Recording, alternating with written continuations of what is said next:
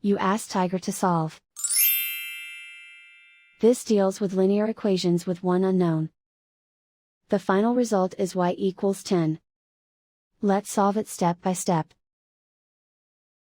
Simplify the expression. Expand the parentheses.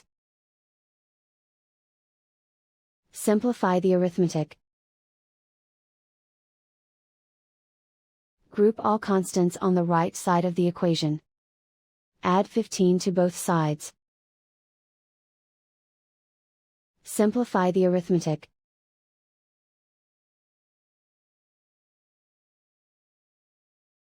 Isolate the y. Divide both sides by 3. Simplify the fraction. Find the greatest common factor of the numerator and denominator.